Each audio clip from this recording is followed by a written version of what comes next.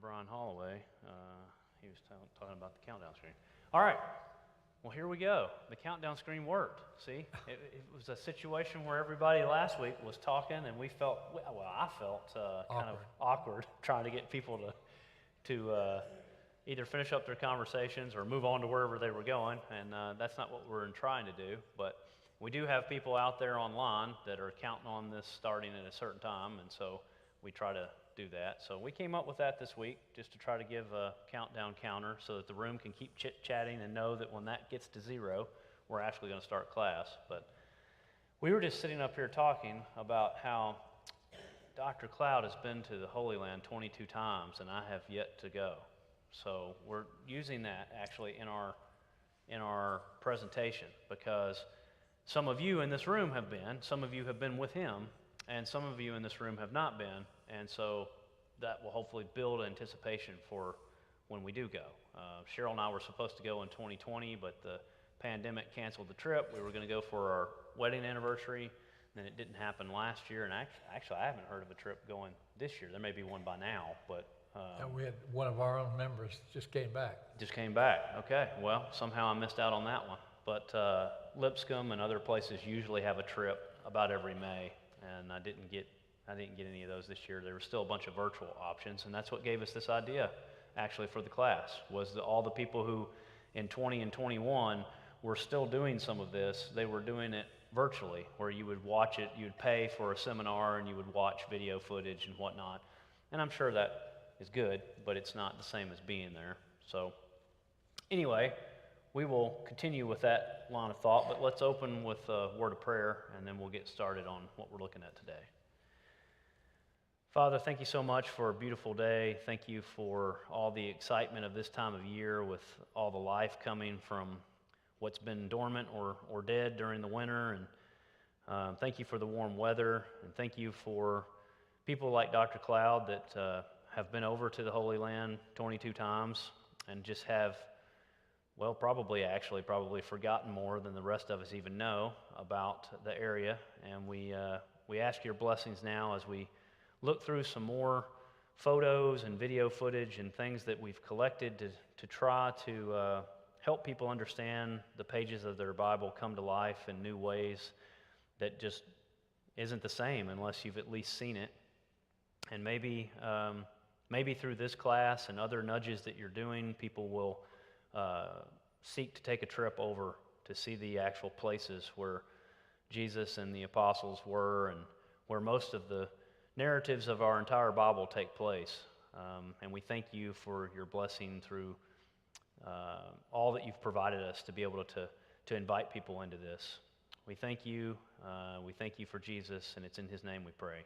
Amen. So, you got to take an airplane to get there, right? That's right.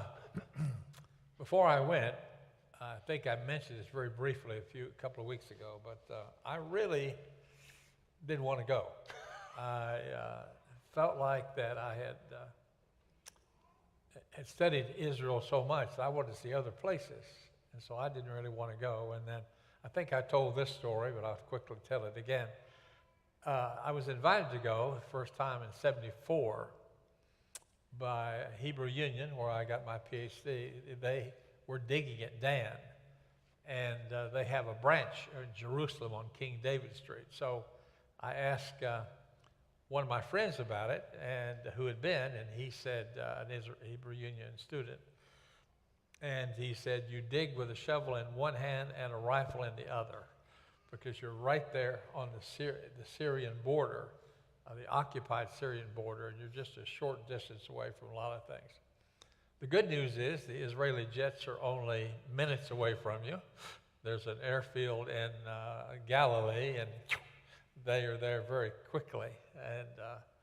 But I was wrong. I was dead wrong when I went that first time, apprehensively. I came back, and I just said, I've got to go again. And so I was going twice a year for a while, started going on digs, and it just added a different dimension. And so we're trying to give you a feel for that. And so I'm looking back, and Stan is looking forward. to going. So, but anyway, you've got to fly over there, and when you do go with a group, I'm hoping maybe that Stan will have a group in the very near future with some of you here. But make sure you go with somebody that knows what they're doing. I don't mean that in a bad way. On my first trip, I did not set the trip up.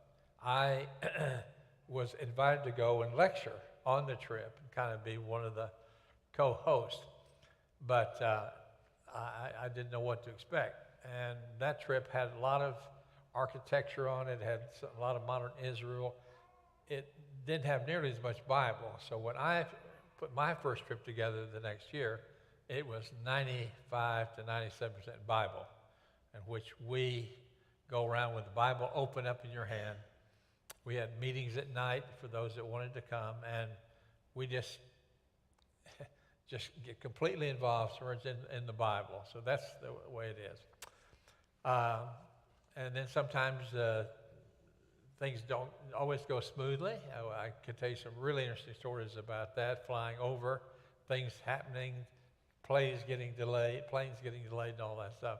But that's a minor thing. So anyway, we're showing you these are three of the ways. There are many different ways to fly. How long's the flight? The flight, if you go El Al or a regular flight, it's about 9 to 11 hours going over, depending on the currents, the wind currents. It's about add another hour and a half, 2 hours coming back against the wind. One time we flew on Royal Jordanian, flew into Amman, Jordan first, and came over to Israel, then came back.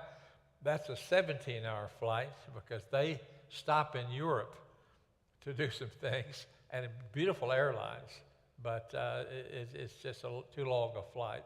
But usually a dozen hours will get you there for sure, and maybe at the most 13 or 14 getting you back. You come back. Then this is a happy sight, right, when you finally land? Yeah, when you finally land there. And so we try to do a couple of little things here for you. The name of the airline is El Al, and my students get a kick out of that because El is, these are both prepositions.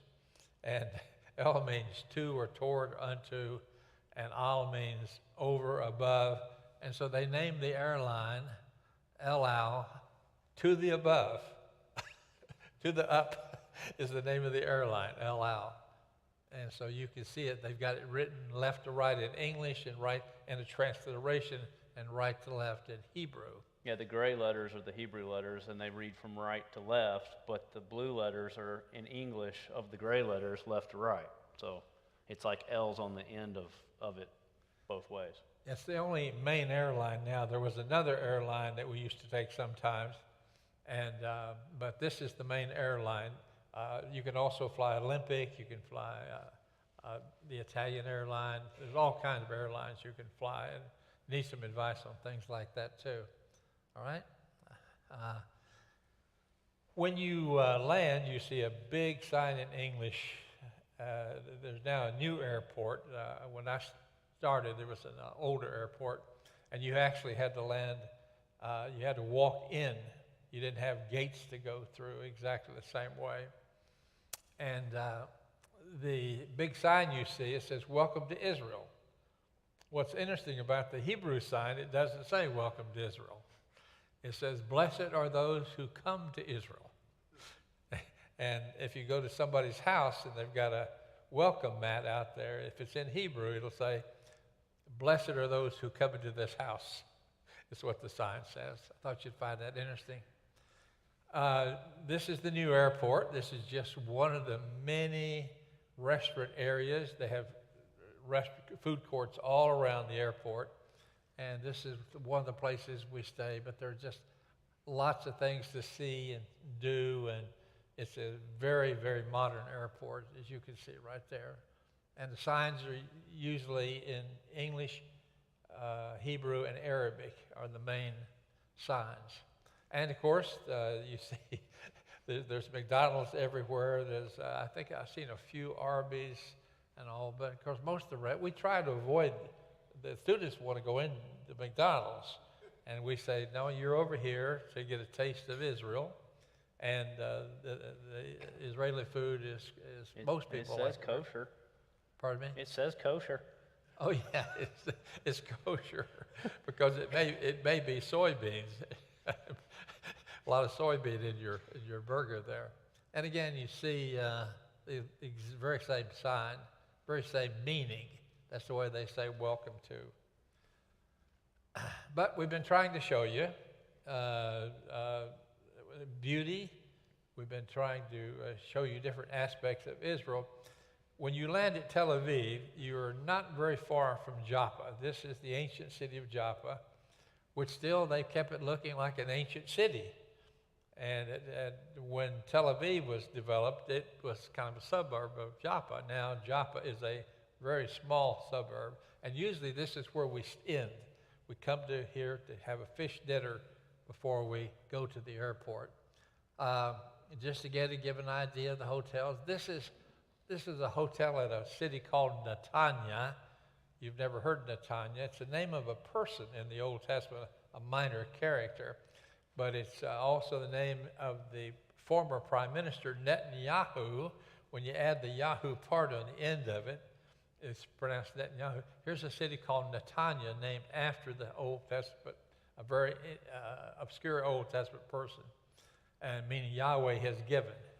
And again, we don't stay in shabby hotels. We stay in very nice hotels, and there's a reason for that. The shabby hotels are not that much difference in price, so why not have good food? Second trip I went on, we tried an inexpensive trip, and the food was that you could, a maggot would have probably gagged on the food. So we waited till we got outside the hotel to get something to eat, but it gives you an idea. Here's another hotel in the same area, just to get a feel of where we're staying at. And this is at the Sea of Galilee, and there is one of the hotels where we stay in Tiberias. You're in Tiberias, the city where Herod Antipas built a brand new capital. Okay? Again, Food. Dr. Cloud likes to have pictures of food. They just have food all around, and a lot of natural stuff. So again, it just costs a little bit more to actually stay in excellent hotels, so we do. Our first stop, almost always, again, it depends on whether we're taking a southern route or occasionally we go directly to Jerusalem, but almost always I go to Caesarea Maritima. Now, this city, you saw there was a slide presented on this a couple of weeks ago. The reason we're doing this is a different set of slides, was because the people at home couldn't see it. That particular day, something happened with our machinery or whatever, so they saw me looking back up at the screen, but they never could see the screen. And these are different too. Yeah, and those were a lot more drawing based, and these are a lot more photographic. Right. And there are two Caesareas in Israel. There's Caesarea Philippi, and then, but the earlier Caesarea built by Herod the Great was Caesarea Maritima, Caesarea on the sea, and this is the Mediterranean Sea. It's, if I ask you where the city of Caesarea is mentioned, if you did think about it, you say, I'm not sure how many times, but it's only in the book of Acts. And it's several stories in the book of Acts. This was the capital city, the political capital city, built by Herod the Great, honoring Caesar, Augustus Caesar. And then later on, Tiberius comes along. But ironically, the same photo that Les used in the sermon. Yeah, the same photo there. And anyway, this is where the governors stayed. This is where Pontius Pilate stayed. He didn't stay in Jerusalem. He would come to Jerusalem for a visit, for a situation, for the trial of Jesus. But he normally did not and it come. was the capital So after AD 70. Yeah, why don't you take them through a few slides here? Well, I can do that. So here's what we've been talking about as we look back to last week. We saw Tel Aviv, we saw Joppa. You see Tel Aviv here on the screen here, which is where the airport is that we started these slides this morning, where we would have landed. And then going north, you see Caesarea, and then Haifa, which we also mentioned last week, but we're going to look at more pictures of today. And so that just gives you an idea of where you are on the Mediterranean Sea there. And really in proximity to the current city names. You're going to see Tel Aviv obviously on a map before you're going to see these other ones. And let's see, yeah, well, I got that covered. Located halfway between Tel Aviv and Haifa. And then the Pilate inscription is found here. You can't see it very well on this picture, but Pontius Pilate, perfect of Judea, has dedicated to the people of Caesarea a temple in honor of Tiberius. And so you probably know more about that. Has there been reliefs of that or anything? Do we know what that actually completely says? Because Well, we know what most of it says. Actually, they found it and moved it to the Israeli Museum. And so that's a replica there, but it's honoring, it's Pilate trying to honor Tiberius, the Emperor Tiberius. Basically, is what it's doing. And then some more significant features, the aqueduct. You hear about aqueducts over in that part of the world a lot. If you remember back to your history classes of what made Rome so spectacular. You know, they had running water and they also had toilets. That's usually what ends up on a test at some point. There's a picture of the aqueduct at the bottom, and then there's the theater there at the top, which also is amazing. I don't know about that one, but I have stood in other ones. Well, I've stood downtown in the Ryman Auditorium, and I don't know if some of you probably know this, but in the Ryman, they did not have amplification systems when they first built it, and so the way that auditorium is designed is you can stand right down in the front and literally almost whisper, and everybody in the room can hear you. Well, that's the same thing that happens with the way they constructed these theaters. I don't know if it's a whisper necessarily, but it's very easy to hear someone speaking to a great crowd with no amplification. Yeah, this is where we go first. We get to Caesarea. There are several models outside the places you're going made of metal, like if you're at Masada or here. And you kind of get the feel of the whole place, and then you go inside, and we, the students and the other people on the trip, actually sit in the stands while we lecture, though, and then we take a tour through there, and then we end up, usually the aqueduct's the last thing we see. There's a second aqueduct, I may have mentioned it a couple of weeks ago, that was built by Pilate. That's not nearly as impressive. It's a few miles away, but this is really the impressive one. And what's impressive is the engineering. It runs 8 miles from Mount Carmel, which will be our next stop, 8 miles from Mount Carmel to Caesarea. And of course, as they bring it down from the springs, if they go down too quickly, they'll run into the ground. And if they don't have it slanted enough, the water won't move. So it's a perfect engineering job. And the same thing is true of the harbor. What the Romans did underneath with their ability and with concrete, it was just amazing. And there's now a new area of archaeology dealing with underwater archaeology. I'll just call it underwater archaeology. And they have looked the harbor over in great detail. I really like too how they didn't waste materials. With the arches, they're very strong aqueduct support without the whole thing being completely stone or concrete, which is pretty good. A lot of that technology come from Egypt. A lot of the technology in Rome, did it come out of Egypt as well? I can't answer that question whether it came out of Egypt or not. The Romans utilized everything in their empire. And so it could have. That I don't know. It's a good question, but I don't know the answer to it. But they did have. They reached out and grabbed, like when they conquered Greece, they reached out and grabbed their scholars, brought them over there, and learned everything from them. A rich. I was just thinking about Moses.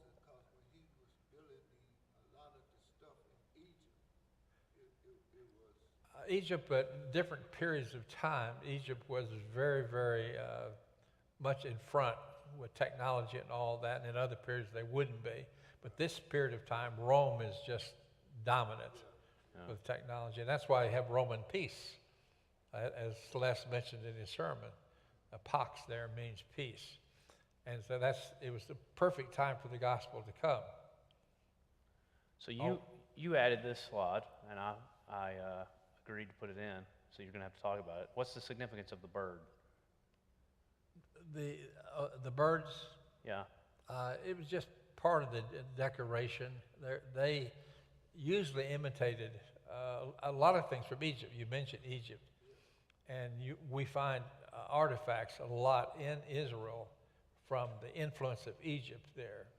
And so, like these particular ones, I don't know, but if you look at Philistine birds, they have a special meaning, and these probably did too, but tremendous amount of decorating going on. And On beautiful talent, you can see the bird there of that looks like a peacock to me on the right, lower right. You can see pieces missing, and you can see how small they are.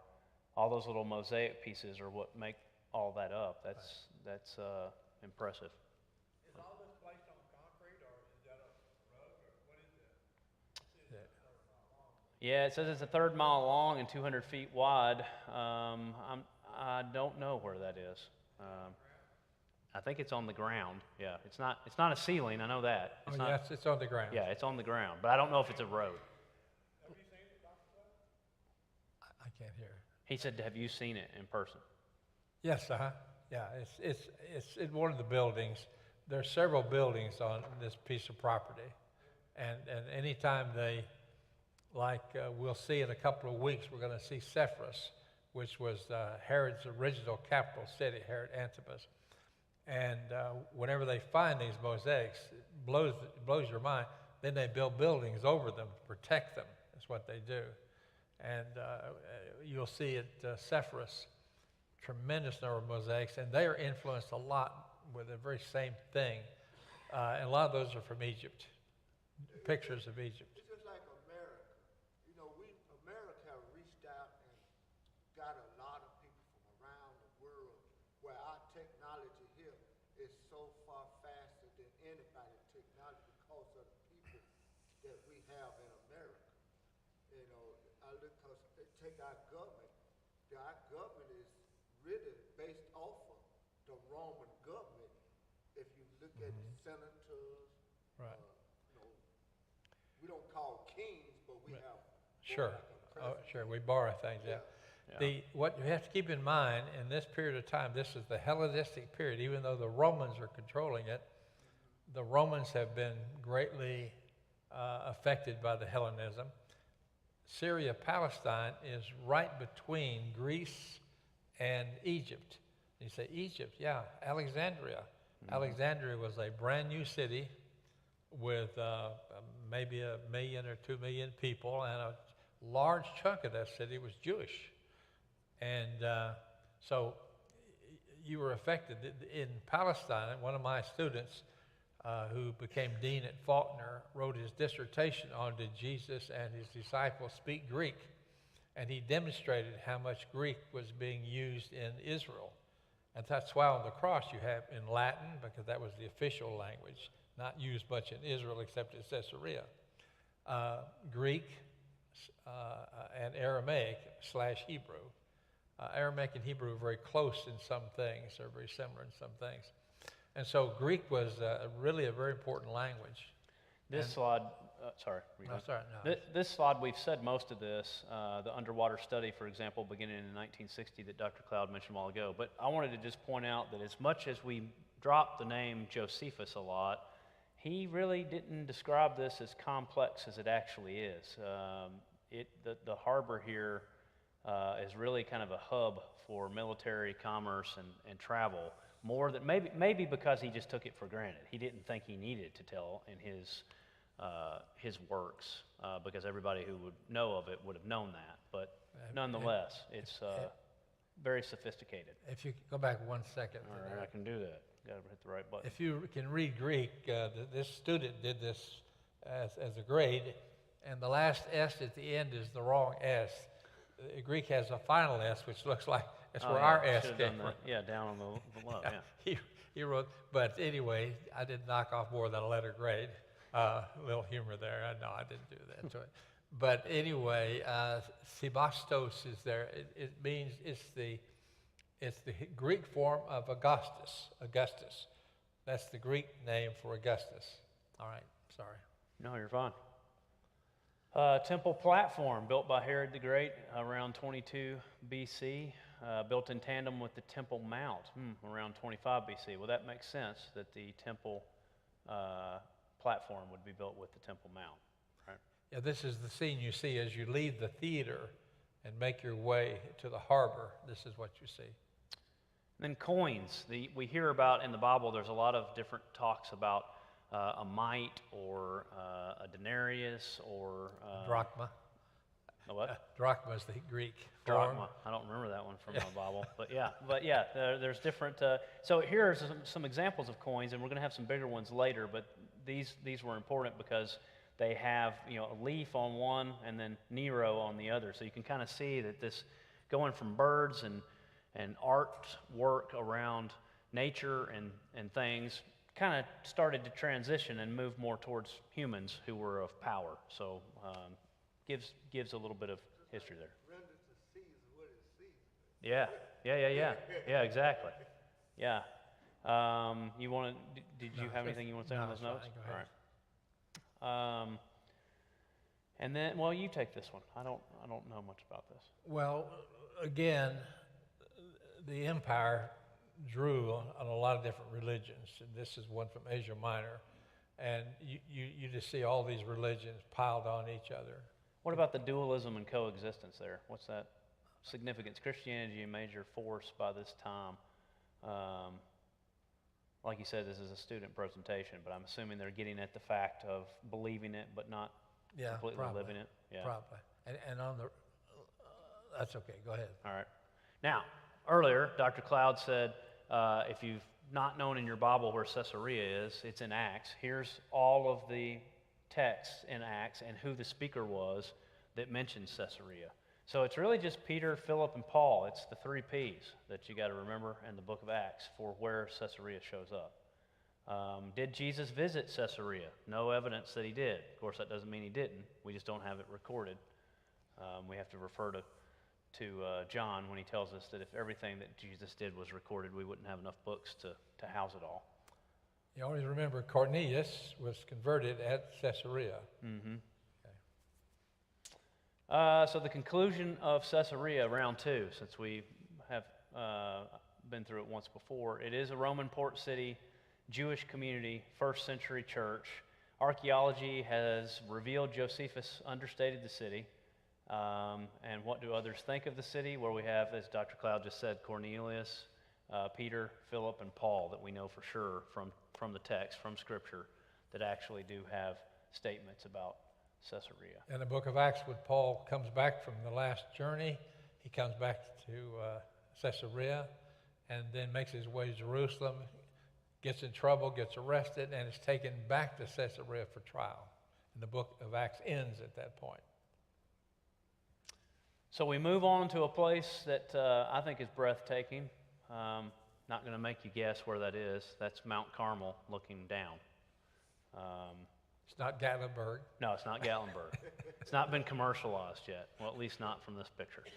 But, when we're reading in our Old Testament things like the contest between Baal and God on Mount Carmel, I don't know that we can appreciate that story as much until we see something like this and we see the elevation. You can see that way down there, we're high enough up that it looks like we're in a small aircraft as far as being able to see the roads down there and the cars and the structures being so small. So this is not Mount Juliet where I live, where the hill's about the height of this room. This is really more mountainous than Yeah, that. think of Galilee. So it's got a lot of mountains around, but in the middle is a lot of area like Indiana and Ohio for farming, as you can see. Yeah, another shot.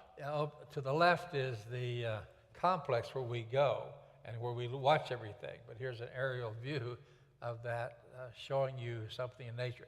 Mount Carmel is not one hill, it's a ridge. It's several hills together going from here all the way to Haifa. And so here's a map of showing you where Mount Carmel is, out nearer the water than probably most people would also think.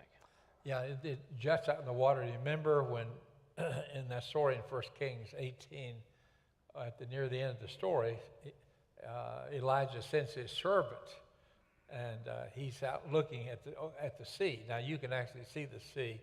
Oh, sorry. Earlier, but yeah, not in that one.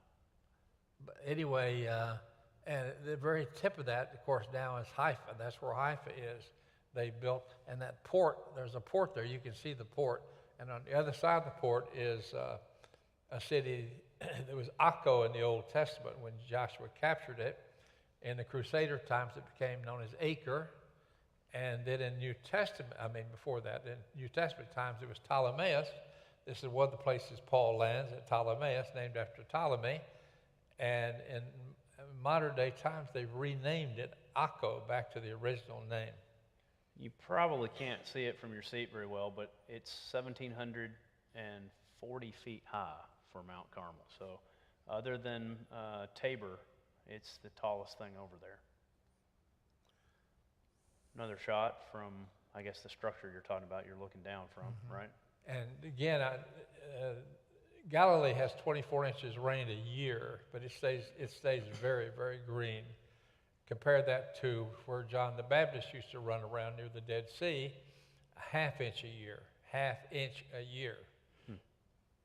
So I pulled this one. I wanted to give a shot of, looking at all the green and everything, and me saying a while ago it hadn't been very commercialized. This is looking back towards Haifa, and you can see Haifa back there in the background, and this is the Kishon River looking southwest. So Mount Carmel is all back up there behind it, and Haifa is the city that's in the...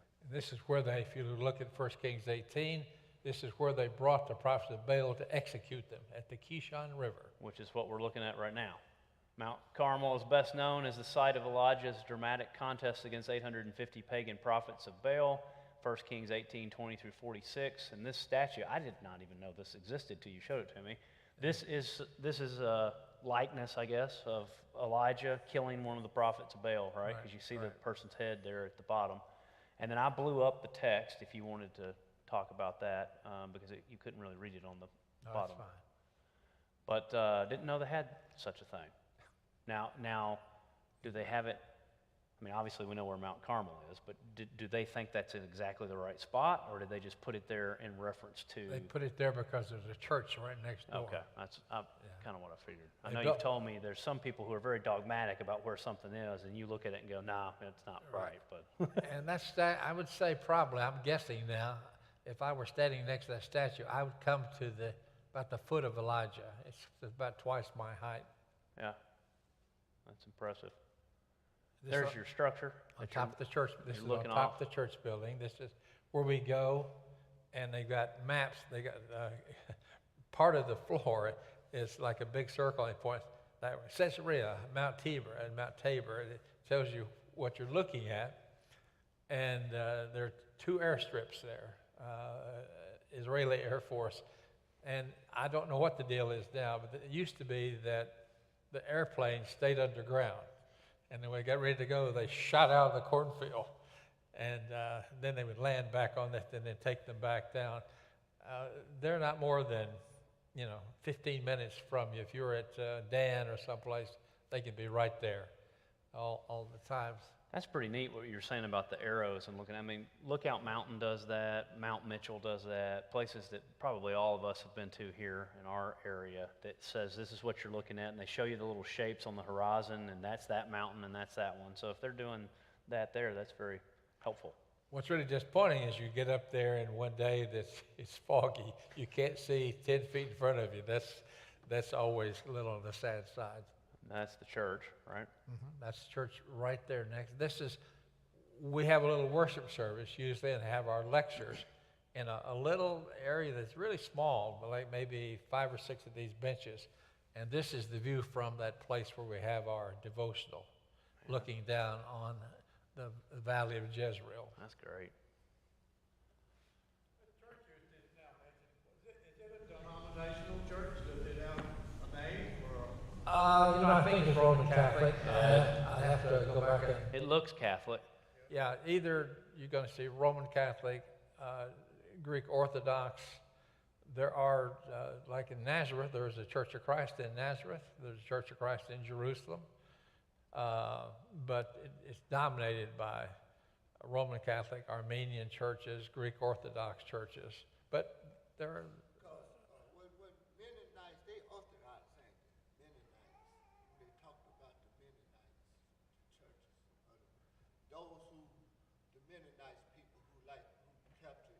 Yeah, I don't ever remember seeing one. There's an Ethiopian church on top of the Church of the Holy Sepulchre on a street above it, and the other churches are all in chapels around the tomb. Yeah, I would think a Mennonite church would be Orthodox. Yeah, and Haifa we showed you a couple of weeks ago, maybe last week. That's the Baha'i faith that is there in Haifa. That's their world headquarters. Well, what are we looking at here? This is just off of the Same side of the mountain, Mount and Carmel. for some reason there was an olive. Somebody took a shot of an olive grove there. That's pretty. Yeah. This is inside that same building. Isn't that amazing? It doesn't look like it would look that pretty on the inside from what the outside looked like. And most of these places have a place you can stand and speak. And we'll show you the Church of St. Anne's near the end of this whole tour back in Jerusalem. And Juanita wanted me to find it. I don't know if I can find it. I've got it somewhere. It's the old video. We walk in the building. First year I went, we walked in there, and there was an African-American group, Baptist from Memphis, about, I don't know, 40 or 50 of them singing. Oh, it was astounding. It was just astounding. And we were moved. They were singing, I remember one section of the song, Hallelujah. And I remember I didn't realize it, but I had tears rolling down my cheeks. And I didn't know I was being filmed. We got back home. But in 1995, I believe it was, Tanya Tucker was on our trip. And she wanted to sing Amazing Grace there. So she stood on that spot and sang Amazing Grace. I bet their voices go around the whole place when they sing. That particular building, St. Anne's, is a Roman Catholic church, but it's from the Crusader period. It has no decorations in it. It's just all stone. No decorations. It's just all stone. And when they sing, their voices just Yeah, it's like rotate. yes. We'll show you a picture of St. Anne's when we get there. So now we move to Megiddo. And a lot of you probably know about Megiddo and may not know you know about Megiddo. Megiddo is not, I don't know, you help me here, I don't know how many times it's actually mentioned, if it is, as far as the structure.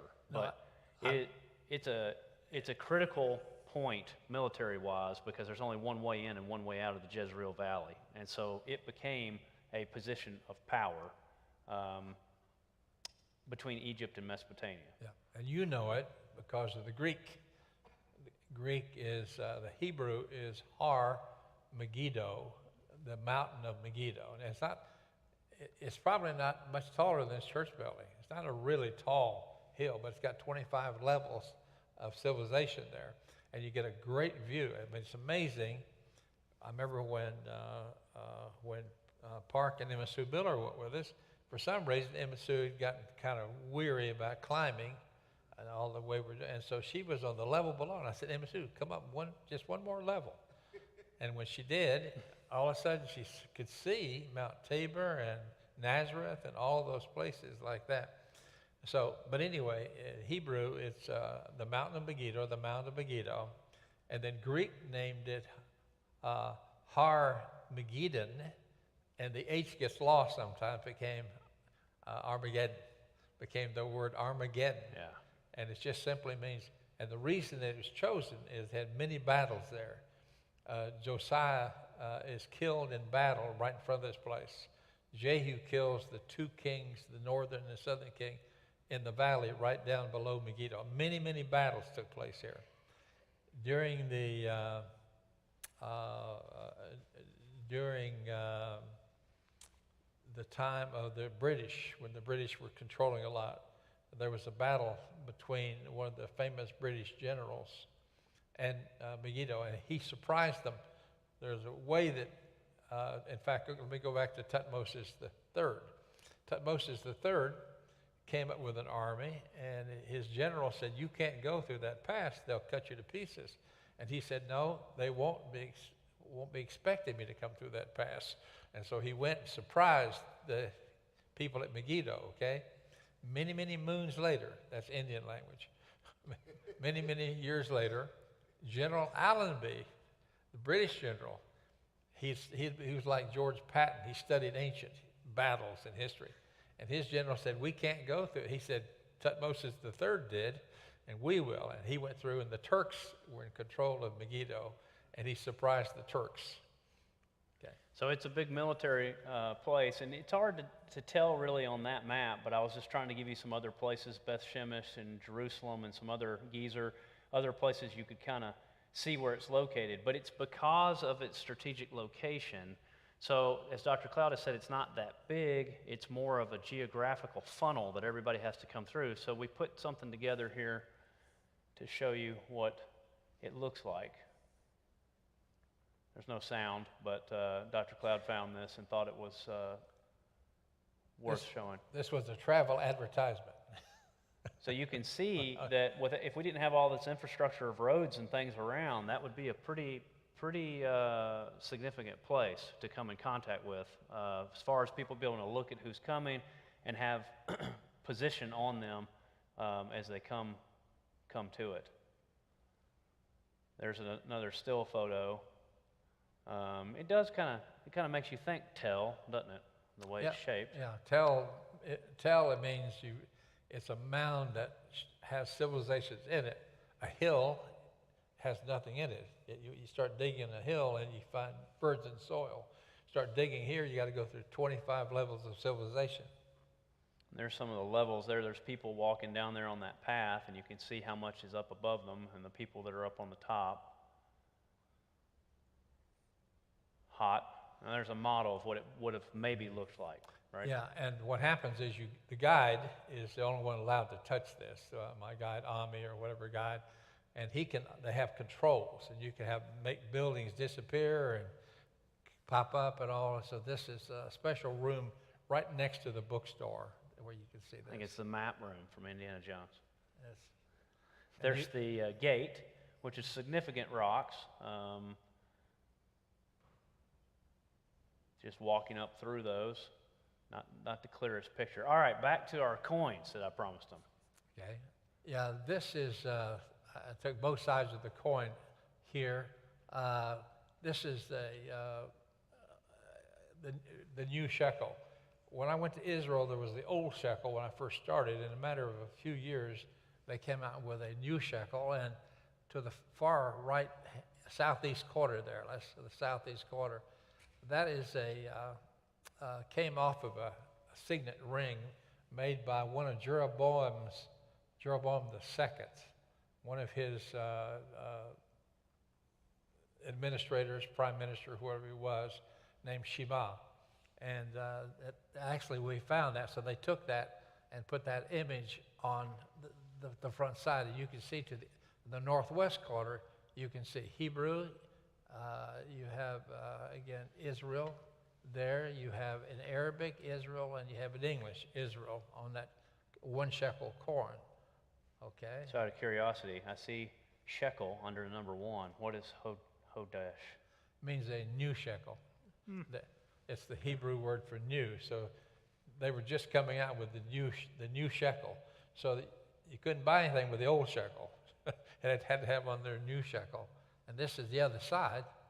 And the reason that I put this on there is this tunnel on the other side of the coin is the tunnel at Megiddo.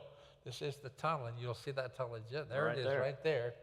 And so right from the coin to the real thing. Yeah, and this takes you to the water system. So if the city is surrounded by soldiers, enemy, then you can still get water. On that coin, Mm-hmm. first The- This one? Don't that represent the 7 tribes and peace in the middle of there? That, so in the middle, there's actually more there than I thought there was going to be. I thought that was the 10 Commandments represented, because there is one that does that with the menorah in the middle, and it says Israel at the bottom. Those, when I zoomed in on it, are just little like Decoration? yeah, what do you call the things like the Boy Scout has? That like the Saints, the Saints football logo. It's Tour de Lis, yeah, Tour de Fleur de Lis. I'll get it here in a minute. Actually, I won't. I'll just repeat what she said. No, that's the only thing on that one. It got my attention too, because there's another thing that looks just like that has just the first letter all the way down each side, and there's 5 and 5 for the 10 Commandments, but that's 6 and 6. So I don't know what that is. See the writing above the lion's head? That's the script from the time of Jeroboam II. And that says belonging to Shema. So he was the guy it was his signet ring. So what they did is they take a scroll and roll it up, and they put a piece of fresh clay on where they came together. What's the value of that coin? What's the value of that? Oh, if you found it today, That one was 2012. That's what it said on it. What was the value of it? Yeah, what he's saying, what's it worth? What's the money worth? just $100,000, something. $100,000? Yeah, now shekel, what is a shekel worth? Shekel is about 28 cents. 28 cents. So when we go to Israel, we tell people, think of a quarter. So if you see a sign that says 4 shekels, think that's going to be real close to $1. Does that make sense? So we try to give people perspective. Yeah, shekel is actually from the weight. So this is our last slide, and it's 11 o'clock straight up. This is Mount Carmel, right, off in the distance, from 2 different perspectives of just being out in the agricultural area. So some farming going on there. Do you know of what? Just a lot of different things. There's not Different just one main crop there. When you're on the coast, see bananas and oranges. That's because the coast never gets below 32 degrees. The west coast never gets below 32 degrees, no matter how cold it is in Israel. Well, that's pretty neat. Nothing can get frost bitten then. Well, we'll talk this week and see what we're covering next week, right? Yeah, we'll move toward Nazareth and move toward the Sea of Galilee, and I think you'll find that really exciting. Super. Well, thanks for joining us. Thanks for joining us online. Have a blessed week.